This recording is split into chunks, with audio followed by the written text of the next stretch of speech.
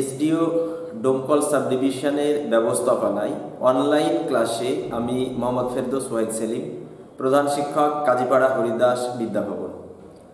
আজ আমরা দশম শ্রেণীর ভৌত বিজ্ঞান তার প্রশ্নোত্তর পর্ব পার্ট 2 এটা আমরা শুরু করছি। এর আগে আমরা পরিবেশের জন্য ভাবনা এ সম্পর্কে আলোচনা করেছিলাম, আর সেই সময় আমরা সিলেবাস সম্পর্কে একটা ধারণা দিয়েছিলাম, কিন্তু সেই ক্লাসের পরবর্তী সময়ে আমরা পর্ষদ থেকে একটা পরিবর্তিত সিলেবাস পেয়েছি, সেখানে কিছু বাদ গিয়েছে বিষয়।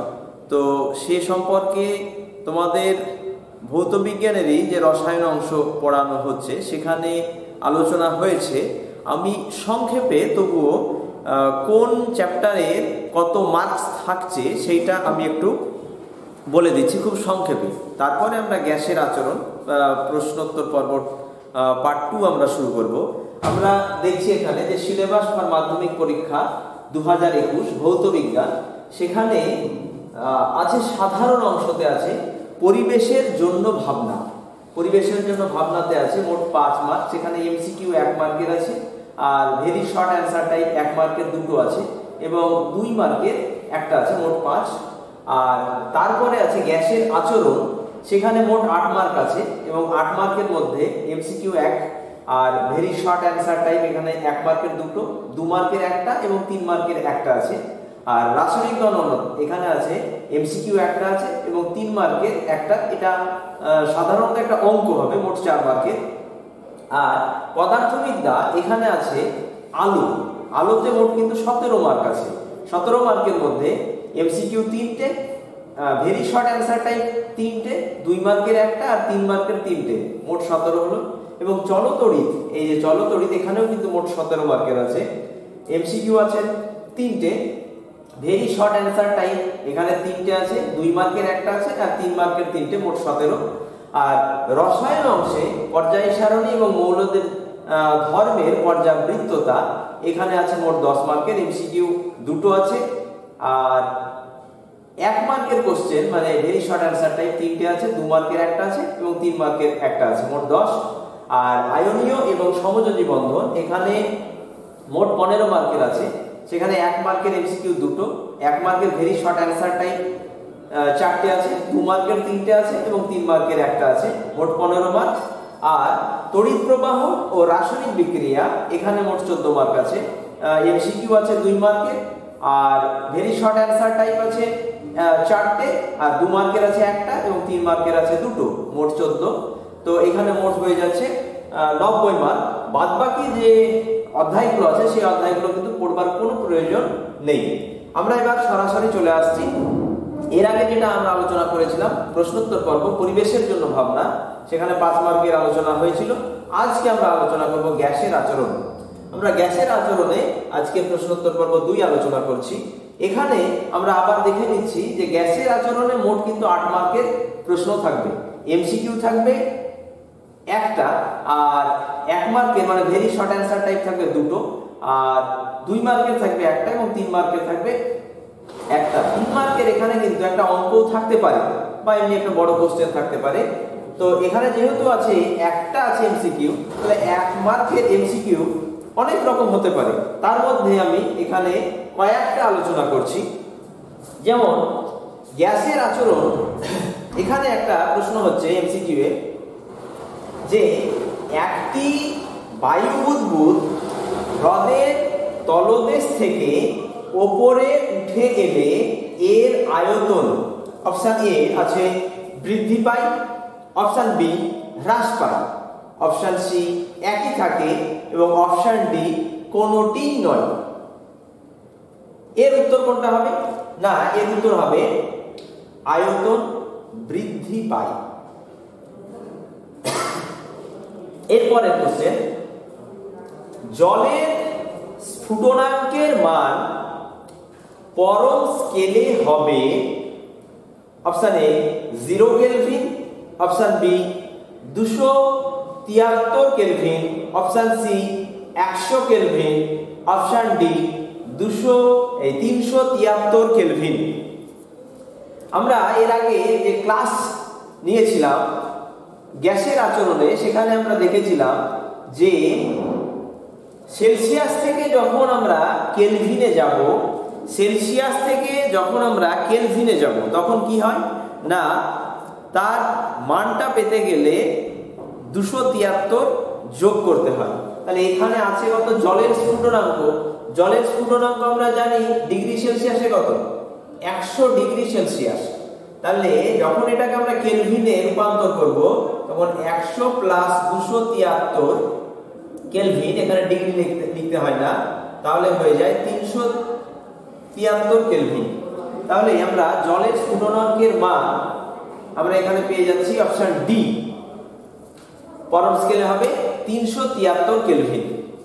এরপরে যে কোশ্চেন, সেই কোশ্চেনটা হচ্ছে 3 নম্বর কোশ্চেন, স্থির উষ্ণতায় নির্দিষ্ট ভরে গ্যাসের চাপ দ্বিগুণ করলে এর আয়তন হবে।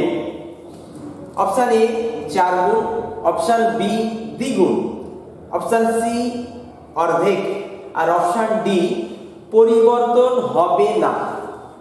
তো আমরা এখানে দেখছি যে স্থির উষ্ণতায়, স্থির উষ্ণতা হচ্ছে 3 নম্বর প্রশ্ন, সেখানে হচ্ছে বয়েলের সূত্র। বয়েলের সূত্র সেইখানে আমরা পাই যে পিভি সমান ধ্রুবক। পিভি ধ্রুবক হলে কি হয় না, P1 V1 is equal to P2 V2।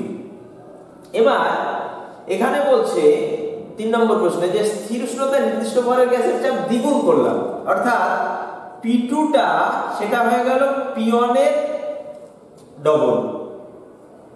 P1 এর ডবল হচ্ছে P2।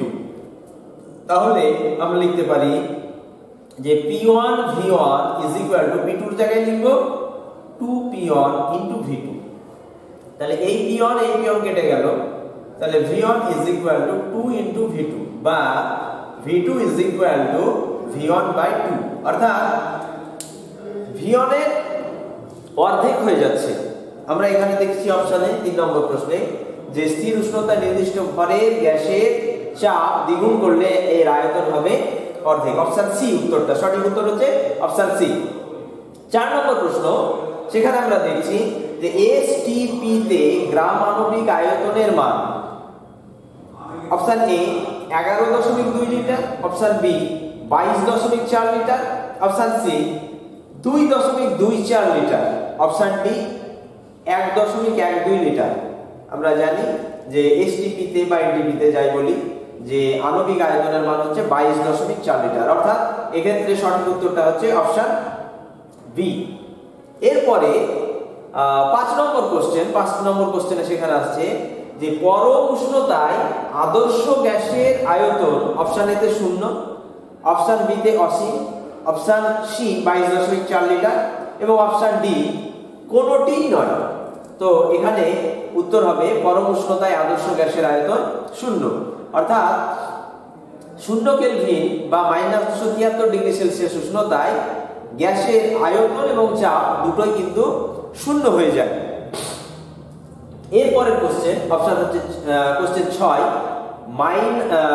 327 ডিগ্রি সেলসিয়াস উষ্ণতায় পরম স্কেলের মান হবে 273 কেলভিন, বি অপশনে আছে 373 কেলভিন, সি অপশনে আছে 100 কেলভিন এবং ডি অপশনে আছে 600 কেলভিন। তো এর আগে একটা কোশ্চেন আমরা দেখলাম, কোশ্চেন নাম্বার হচ্ছে 2 নম্বর, সেইখানে আমরা দেখেছি এবং 6টাও অনুরূপ, কারণ এখানে ডিগ্রি সেলসিয়াস আছে 327 ডিগ্রি সেলসিয়াস সমান হচ্ছে 327 প্লাস 273 কেলভিন, তাহলে হয়ে যাবে 600 কেলভিন। তাহলে 600 কেলভিন হলে অপশন 6 নম্বর প্রশ্নের যে উত্তর সেটা হবে অপশন ডি, অর্থাৎ 327 ডিগ্রি সেলসিয়াস উষ্ণতায় পরম স্কেলে মান হবে অপশন ডি 600 কেলভিন। এর পরের যে কোশ্চেন সেটা হচ্ছে 7 নম্বর, গ্যাসের অণুর গতিশক্তি তার পরম উষ্ণতার সমানুপাতিক ব্যস্তানুপাতিক। আমরা জানি যে এটা উত্তর হবে সমানুপাতিক, অর্থাৎ অণুর গতিশক্তিটা নির্ভর করে তার উষ্ণতার উপর, এবং উষ্ণতা যত বাড়বে তার গতিশক্তি ততই বাড়বে। এরপরের কোশ্চেন হচ্ছে কোশ্চেন নাম্বার 8। একটি গ্যাসীয় পদার্থের আণবিক গুরুত্ব 64 হলে এর বাষ্প ঘনত্ব হবে option A 64, option B 128, option C 32 এবং অপশন ডি 16। আমরা জানি 8 নম্বরে আমরা আসছি যে আণবিক গুরুত্ব সমান 2 গণিত বাষ্প ঘনত্ব। এইটা আমাদের কিন্তু জানা যে আণবিক গুরুত্ব সমান 2 গণিত বাষ্প ঘনত্ব। এক্ষেত্রে আণবিক গুরুত্ব কত আছে? 64, 64 সমান 2 গণিত বাষ্প ঘনত্ব। তাহলে বাষ্প ঘনত্ব কত পাবো আমরা? বাষ্প ঘনত্ব পাবো 64/2 সমান 32। তাহলে এখানে আমরা দেখি অপশন 32 আছে কিনা। আছে এরকম 8 যে একটি গ্যাসীয় পদার্থের আণবিক গুরুত্ব 64 হলে এর বাষ্প ঘনত্ব হবে অপশন সি 32। এর পরের কোশ্চেন নাম্বার 9। চার্লসের সূত্রে ধ্রুবক হলো অপশন এ গ্যাসের ভর, অপশন বি গ্যাসের চাপ, অপশন সি গ্যাসের আয়তন এবং অপশন ডি এ এবং বি উভয়ই। আমরা জানি যে চার্লসের সূত্রে দুটো জিনিস ধ্রুবক থাকে, একটা হচ্ছে চাপ এবং একটা থাকে ভর। তাহলে এ আছে ভর আর বি আছে চাপ, তাহলে শুধু এ দিলে হবে না বা শুধু বি দিলে হবে না, অপশন ডি এ দেখছি এ এবং বি দুটোই আছে। তাহলে আমরা ডি অপশনে যাব। এরপরের কোশ্চেন নাম্বার 10। শুষ্ক বায়ুর চেয়ে আর্দ্র বায়ু ভারী হালকা, কখনো ভারী এবং কখনো হালকা।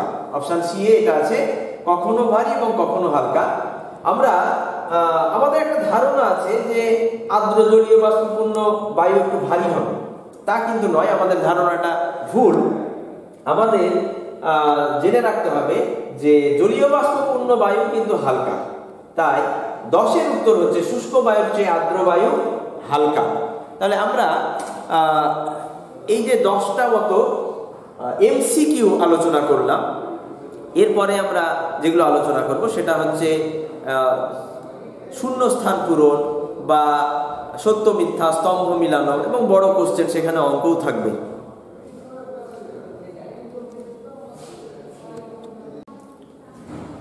গ্যাসের আচরণে এমসিকিউ ছাড়া short answer type, very short answer type কোশ্চেনও থাকবে।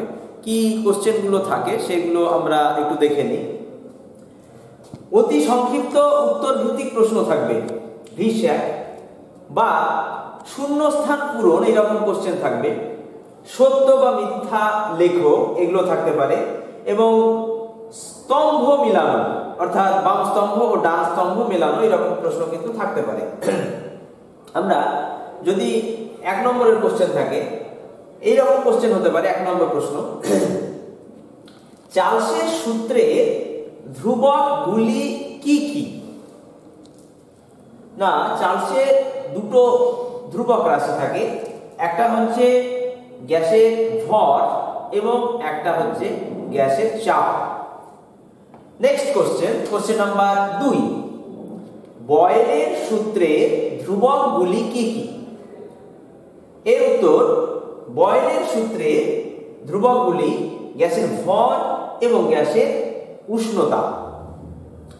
কোশ্চেন নাম্বার 3, সেখানে আছে জলের হিমাঙ্কের মান পরম স্কেলে কত হবে? 3 নম্বর প্রশ্নতে আছে জলের হিমাঙ্কের মান। তো 3 নম্বর কোশ্চেনে আমরা বলি যে জলের ক্ষেত্রে হিমাঙ্ক কত? যেখানে বরফ গলে জল হয় বা জল জমে বরফে হয় পরিণত হয়, সেটা হচ্ছে 0 ডিগ্রি সেলসিয়াস। তাহলে ডিগ্রি সেলসিয়াস থেকে যখন আমরা কেলভিনে ট্রান্সফার করে নেব, তখন কি করতে হয়? 273 যোগ করতে হয়, অর্থাৎ 273 কেলভিন। তাহলে প্রশ্ন নম্বর যেটা 3, সেই প্রশ্ন নম্বর 3-এ দেখছি জলের হিমাঙ্কের মান পরম স্কেলে কত? না 273 কেলভিন। 4 এসআই পদ্ধতিতে বায়ুমণ্ডলের প্রমাণ চাপের মান লেখো। মান এইটা আমাদেরকে ক্যালকুলেশন করতে হবে। ক্যালকুলেশন করে যেটা হবে একটু বলে দিই যে চাপ আমরা জানি যে 76 সেমি পারস্তম্ভের চাপের সমান। তাহলে এটা হচ্ছে 76 গণিত 13.6 গণিত 980। এটা হবে 76 সেন্টিমিটার। সব এটা হচ্ছে সিজিএস পদ্ধতিতে। এইটাকে ট্রান্সফার করে নিতে হবে এসআই পদ্ধতিতে। এইচ রো জি, এটা হচ্ছে এইচ রো জি, এইগুলো ট্রান্সফার করে নিতে হবে এসআই পদ্ধতিতে। মান যেটা হবে সেটা আমরা লিখব। এটা চেষ্টা করতে হবে মুখস্থ করে রাখা। এরপরে 5 নম্বর কোশ্চেন, জলের স্ফুটনাঙ্কের মান ফারেনহাইট স্কেলে কত? স্ফুটনাঙ্কের মান ফারেনহাইট। তাহলে প্রশ্ন নম্বর হচ্ছে 5। স্ফুটনাঙ্ক, জলের স্ফুটনাঙ্ক হচ্ছে 100 ডিগ্রি সেলসিয়াস। এবার 100 ডিগ্রি সেলসিয়াসটাই কিন্তু আমরা জানি যে 212 ডিগ্রি ফারেনহাইট। তাহলে আমরা লিখব যে জলের স্ফুটনাঙ্কের মান ফারেনহাইট স্কেলে 212 ডিগ্রি ফারেনহাইট। এরপরের কোশ্চেন, সেলসিয়াস স্কেলে পরম শূন্য উষ্ণতার মান কত? 6 নম্বর প্রশ্ন।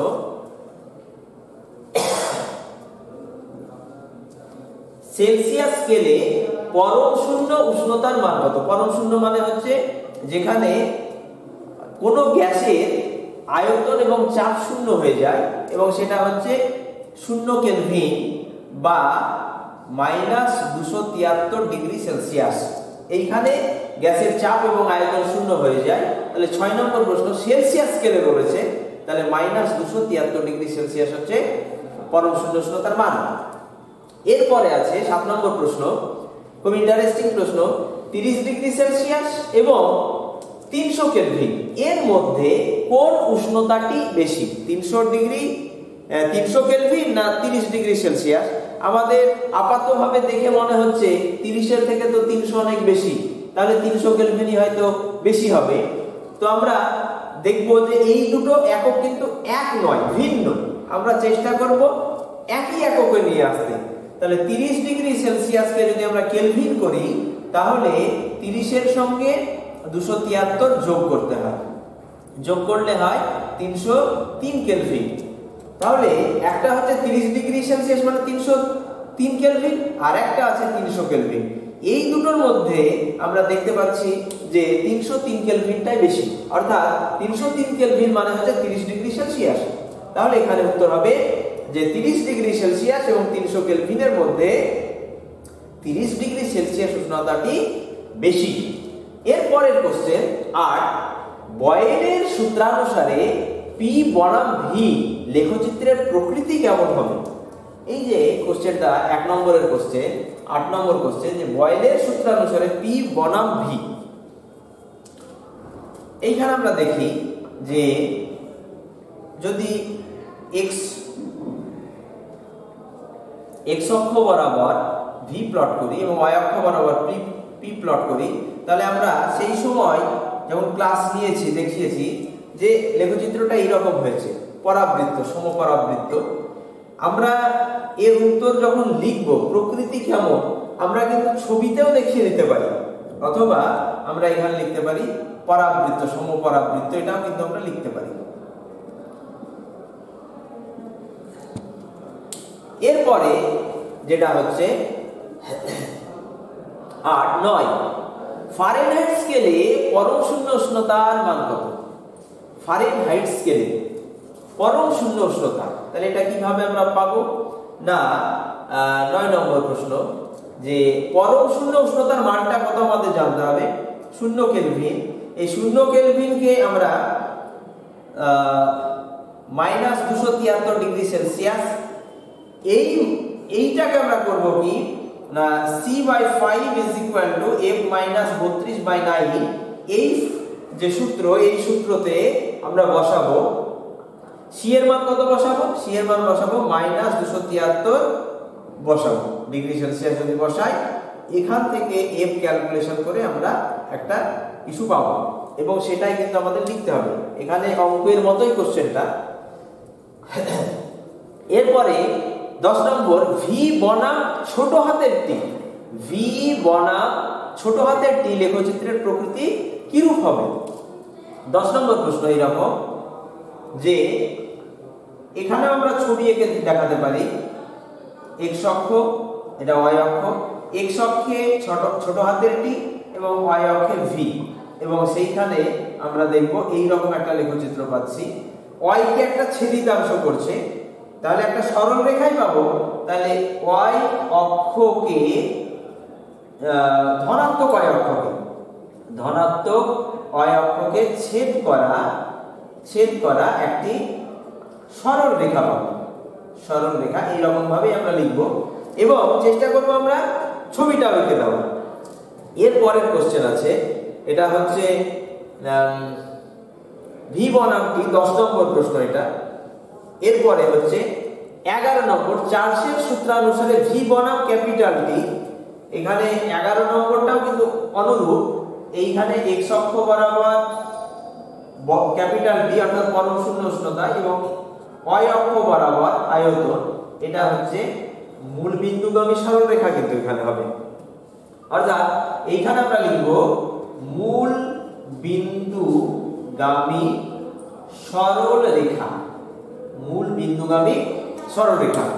এরপরে যেটা আসছে চাপের এসআই এককের নাম লিখো।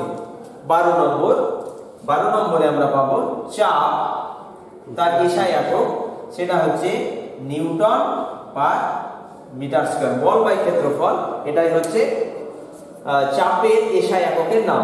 তাহলে এখানে এই রকম প্রশ্ন থাকতে পারে। আমরা 12টা কোশ্চেন আলোচনা করলাম। এরপরে যেটা আসছে সেটা হচ্ছে শূন্যস্থান পূরণ, এই রকম কোশ্চেন কিন্তু থাকতে পারে। আমরা এখানে গোটা 5 কোশ্চেন আলোচনা করছি। এখানে দেখাই যে কেলভিন স্কেলে পরম শূন্য উষ্ণতার মান, কেলভিন স্কেলে পরম শূন্য উষ্ণতার মান 0 কেলভিন। 2 নম্বর প্রশ্ন, গ্যাসের উষ্ণতা হলো গ্যাস অণুগুলির ড্যাশ প্রকাশ। এর উত্তর হচ্ছে গতিশক্তির প্রকাশ। গ্যাসের উষ্ণতা হলো গ্যাস অণুগুলির গতিশক্তির প্রকাশ। অপশন কোশ্চেন নাম্বার 3, গ্যাসের আণবিক ভর সমান 2 গণিত ড্যাশ। না, উত্তর হচ্ছে গ্যাসের আণবিক ভর সমান 2 গণিত বাষ্প ঘনত্ব। এরপরের কোশ্চেন 4, পরম শূন্য উষ্ণতায় গ্যাসের আয়তন ও চাপ ড্যাশ। পরম শূন্য উষ্ণতায় গ্যাসের আয়তন ও চাপ 0। এরপরের প্রশ্ন 5 নম্বর প্রশ্ন, সর্বপ্রথম অণুর ধারণা দেন। সর্বপ্রথম অণুর ধারণা দেন অ্যামেলিও অ্যাভোগাড্রো, ইতালীয় বিজ্ঞানী। এরপরে আসছে সত্য বা মিথ্যা, এই রকম প্রশ্ন কিন্তু একটা থাকতে পারে। আমরা এখানে গোটা 4 প্রশ্ন আলোচনা করছি। এখানে দেখি বয়েলের সূত্রে গ্যাসের ভর ও চাপ স্থির থাকে, এটা সত্য না মিথ্যা? এটা মিথ্যা, কারণ আমরা জানি বয়েলের সূত্রে গ্যাসের ভরের সঙ্গে গ্যাসের উষ্ণতা স্থির থাকে, তাহলে এটা মিথ্যা।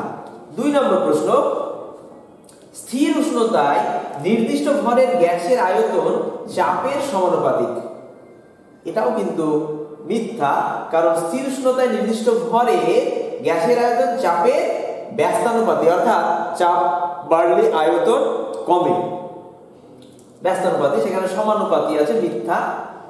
3 নম্বর প্রশ্ন, অণু আবিষ্কার করে জন ডাল্টন।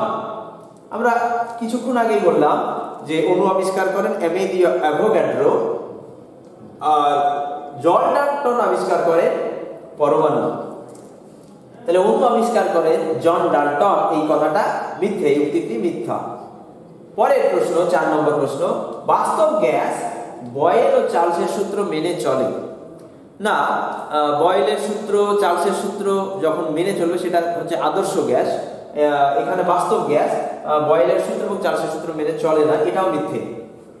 এর পরের কোশ্চেন সেটা হচ্ছে স্তম্ভ মেলানো, ক স্তম্ভ এবং খ স্তম্ভ। এইখানে আছে, এই বিষয়ে একটু আলোচনা করে নিই যে তোমরা যখন উত্তর করবে তখন কিন্তু কোনোভাবেই, যেমন বয়েলের সূত্রে এখানে উত্তরটা হবে কোনটা, গ্যাসের ভর ও উষ্ণতা স্থির থাকে, এইভাবে কিন্তু আমরা একের সঙ্গে সি যোগ করব না, আমরা ডান দিকে উত্তরটা লিখব, যাতে করে এই কোন দাগ কোথায় গিয়ে মিলিত হচ্ছে, এখানে যখন ছেদ করে যায় চারটে দাগ, তখন কোন দাগ কোন দিকে যায় বোঝা মুশকিল হয়ে যায়। তাই তোমরা এই রকম বিষয়টা এড়ানোর চেষ্টা করবে, ডান দিকের উত্তর লিখবে। আমি এই জায়গাটা একটু বলে নিই যে ক স্তম্ভে আছে বয়েলের সূত্রে, 1 নম্বরে আছে বয়েলের সূত্রে, 2 নম্বরে আছে চার্লসের সূত্রে, 3 নম্বরে আছে গ্যাসের উষ্ণতা বাড়লে, আর 4 নম্বর আছে -273 ডিগ্রি সেলসিয়াস উষ্ণতায়। আর খ স্তম্ভ সেখানে আছে গ্যাসের চাপ ও আয়তন শূন্য হয়, বিতে আছে অণুগুলির বেগ বাড়ে, সিতে আছে গ্যাসের ভর ও উষ্ণতা স্থির থাকে এবং ডিতে আছে গ্যাসের ভর ও চাপ স্থির থাকে। তো বয়েলের সূত্রে আমরা জানি কি থাকে না, গ্যাসের ভর এবং উষ্ণতা স্থির থাকে, তাহলে 1 সি এর জায়গায় এইটা সি এর সঙ্গে ম্যাচ করছে, তাই সি এর শেষে ডান দিকে এখানে 1 লিখব। অনুরূপ চার্লসের সূত্রে জানি গ্যাসের ভর এবং চাপ স্থির থাকে, তাহলে এই যে ডানে আছে গ্যাসের ভর ও চাপ স্থির থাকে, এর অপশনটা হচ্ছে 2 চার্লসের সূত্রে, তাহলে এই যে ডি অপশন তার ডান দিকে অ্যানসার হিসাবে আমরা লিখব 2। এরপরে গ্যাসের উষ্ণতা বাড়লে কি হয় না, অণুগুলির বেগ বাড়ে, তাহলে অণুগুলির বেগ বাড়ে এটার সঙ্গে ম্যাচ করছে গ্যাসের উষ্ণতা বাড়ালে, তাহলে অণুগুলির বেগ বাড়ে, তার ডান দিকে আমরা অ্যানসার লিখব 3। তেমনি -273 ডিগ্রি সেলসিয়াস উষ্ণতায় ম্যাচ করছে গ্যাসের চাপ ও আয়তন শূন্য হয়, তাহলে এই অপশনের ডান দিকে উত্তর লিখব 4। তাহলে পরীক্ষকের এই উত্তরটা দেখতে অনেক সুবিধা হয়। তাহলে আমরা এমসিকিউ নিয়ে আলোচনা করলাম, ভেরি শর্ট অ্যান্সার টাইপ আলোচনা করলাম। এখানে 2 নম্বরের কোশ্চেন সেভাবে আসে না, 3 নম্বরের কোশ্চেন কিন্তু একটা আসে। তো 3 নম্বরের কোশ্চেন কেমন হবে বা 2 নম্বরের কোশ্চেন কেমন হবে, এগুলো নিয়ে আমরা একটু বলে নিই। এখানে যে কোশ্চেনগুলো 2 নম্বরের হতে পারে বা 3 নম্বরের হতে পারে, যে গ্যাসের 2টি বৈশিষ্ট্য লেখো, এর উত্তর কি হবে না, গ্যাস তার অণুগুলো বিভিন্ন দিকে বিভিন্ন বেগে সঞ্চরণশীল, এর বেগ 0 থেকে অসীম পর্যন্ত যে কোনো হতে পারে। তারপরে সমস্ত গ্যাসের অণুগুলোর যে সম্মিলিত আয়তন পাত্রের আয়তনের তুলনায় নগণ্য, উষ্ণতা বাড়লে গতিশক্তি বাড়ে বা গতিশক্তি বাড়লে উষ্ণতা বাড়ে, এই রকম কিন্তু অনেক বৈশিষ্ট্য আছে। চার্লসের সূত্রটি লেখো, কোশ্চেন নম্বর 2 হচ্ছে চার্লসের সূত্রটি লেখো। এই সূত্রগুলো অবশ্যই তোমরা মুখস্থ রাখবে, চার্লসের সূত্র বা বয়েলের সূত্র বা রেনোর সূত্র, অ্যাভোগাড্রো প্রকল্প যেগুলো আছে সেগুলো কিন্তু পুঙ্খানুপুঙ্খভাবে মুখস্থ রাখবে। বইতে সুন্দরভাবে দেওয়া আছে, শব্দের হেরফের তোমরা করবে না। এরপরের কোশ্চেন হতে পারে বয়েলের সূত্রটি লিখো ও ব্যাখ্যা করো। এখানেও কিন্তু সুন্দরভাবে আমি আলোচনা করেছিলাম, প্লাস বইতেও সুন্দর করে লেখা আছে, তোমরা সেই ভিডিওগুলোও দেখতে পারো বা তোমরা বইগুলো একটু পুঙ্খানুপুঙ্খভাবে দেখবে। এরপরে আছে কোশ্চেন, বাস্তব গ্যাস কখন আদর্শ গ্যাসের মতো আচরণ করে? বাস্তব গ্যাস কখন আদর্শ গ্যাসের মতো আচরণ করে সেটাও আমরা আলোচনা করেছিলাম। কখন বাস্তব গ্যাস আদর্শ গ্যাসের মতো আচরণ করে, খুব যদি চাপ কম হয়, উষ্ণতা যদি বেশি হয়, তাহলে এই রকম ক্ষেত্রে আচরণ করে। আমি তোমাদের বইতেও সুন্দর করে লেখা আছে, প্লাস আমি যে ক্লাস নিয়েছিলাম সেই ক্লাসেও সেটা আলোচনা করা আছে। আর একটা হচ্ছে জলাশয়ের তলদেশ হতে বায়ুর বুদবুদ ওপরে ওঠার সময় এর আয়তন বৃদ্ধি পায় কেন? জলাশয়ের তলদেশ থেকে বায়ু বুদবুদ যখন উপরে ওঠে তখন এর আয়তন বেড়ে যায়। অবশ্যই বেড়ে যায় কেন তার ব্যাখ্যা দিবে, এবং সেটা যেহেতু চাপটা কমে যাচ্ছে, চাপের সঙ্গে আয়তনের যে সম্পর্ক, অর্থাৎ সেক্ষেত্রে উষ্ণতাটা স্থির, মানে বয়েলের সূত্র, এবং P1 V1 = P2 V2, এই সূত্রটাকে প্রয়োগ করেই কিন্তু এর উত্তরটা লিখবে, যাতে করে 2 নাম্বার থাকলে 2 নাম্বার পাওয়া যাবে বা 3 নাম্বার থাকলে 3 নাম্বার পাওয়া যাবে। এরপরের কোশ্চেন, বয়েলের সূত্র হতে PV লেখো অঙ্কন করো। এই লেখোটাও কিন্তু তোমাদেরকে অঙ্কন করতে হবে সুন্দর করে। আমি এঁকেও দিয়েছি, এখনই আঁকলাম, এর আগের ক্লাসগুলোতেও আমি এঁকেছি, এগুলো আলোকপাত করেছি। বাস্তব গ্যাস এবং আদর্শ গ্যাসের দুটি পার্থক্য লেখো। এটা একটা প্রশ্ন যে বাস্তব গ্যাস আর আদর্শ গ্যাস। না, আমরা জানি যে বাস্তব গ্যাস এবং আদর্শ গ্যাসের একটা পার্থক্য হচ্ছে যে আদর্শ গ্যাস চার্লস এবং বয়েলের সূত্র মেনে চলে, কিন্তু বাস্তব গ্যাস মেনে চলে না। এটা কিন্তু একটা উল্লেখযোগ্য পার্থক্য। এরপরে হচ্ছে দীর্ঘ উত্তর ভিত্তিক প্রশ্ন, অর্থাৎ লার্জ অ্যান্সার টাইপ কোশ্চেন 3 নম্বরে। এখানে একটা প্রশ্ন হতে পারে, চার্লসের সূত্রটি লিখো এবং ব্যাখ্যা করো। একটু বড়, চার্লসের সূত্রটি লিখো ও ব্যাখ্যা করো। অপশান 2, প্রশ্ন নম্বর 2, বয়েলের সূত্রটি লিখো ও ব্যাখ্যা করো। 3 নম্বর প্রশ্ন, বয়েল ও চার্লসের সমন্বয় সূত্রটি প্রতিষ্ঠা করো। বয়েল ও চার্লসের সমন্বয় সূত্রটি প্রতিষ্ঠা করো। এখানে আমি সেই ক্লাসে আলোচনাও করেছি, প্লাস একটু দেখে নেবে। সেখানে PV = RT বা PV = nRT এত দূর পর্যন্ত নিয়ে আসবে, কোনটা কি জিনিস একটু লিখে দিবে অত দূর পর্যন্ত। চার্লসের সূত্র হতে পরম শূন্য উষ্ণতার মান নির্ণয় করো। চার্লসের সূত্র থেকে পরম শূন্য উষ্ণতার মান নির্ণয় করো। এটা একটা অঙ্কের মতোই কোশ্চেন। এক্ষেত্রে 3 নাম্বার থাকবে। তোমরা বইটাও দেখবে, সম্ভবত আমি সেই ক্লাসেও আলোচনা করেছি, কারণ সমস্ত উত্তরগুলো, বড় কোশ্চেনের উত্তর এখানে বলা সম্ভব নয় সময়ের কম সময়ের জন্য। এরপরে হচ্ছে অ্যাভোগাড্রো সূত্রটি লিখো ব্যাখ্যা করো। অ্যাভোগাড্রো সূত্রটি লিখো এবং ব্যাখ্যা করো 3 নম্বরের প্রশ্ন হতে পারে। আর একটা কোশ্চেন, স্থির চাপে কোনো গ্যাসের আয়তন বনাম উষ্ণতাটা ডিগ্রি সেলসিয়াসে লেখো অঙ্কন করো। আজকেও লেখো অঙ্কন করে দিলাম, এর আগে অঙ্কন করে দিয়েছি। আর কোন উষ্ণতা গ্যাসের আয়তন 0 হয় তা লেখচিত্রে নির্দেশ করো। সেটাও আমরা আজকে দেখিয়েছি। এইখানে এই জায়গাটা -273 ডিগ্রি সেলসিয়াস, এই জায়গাটাতে আয়তনটা 0 হয়ে যায়। এছাড়া কোশ্চেন হতে পারে, অঙ্কের উপর ভিত্তি করে কোশ্চেন হতে পারে, গাণিতিক সমস্যা 2 বা 3 নম্বরের প্রশ্ন থাকতে পারে।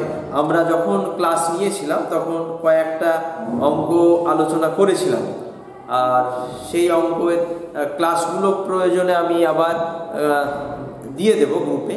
আর তোমরা বাড়িতে পুঙ্খানুপুঙ্খভাবে বই পড়বে, প্রয়োজনে একটার পরিবর্তে 2 বা 3টে বই পড়বে, অনেক বই আছে, সেই বইগুলো ধীরে পড়বে।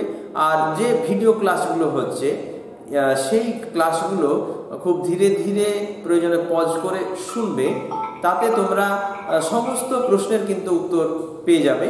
তোমরা বাড়িতে থাকো, সুস্থ থাকো এবং পড়াশোনার সঙ্গেই থাকো। এই বলেই আজকের আমার এই ভিডিও ক্লাস শেষ করছি। ধন্যবাদ।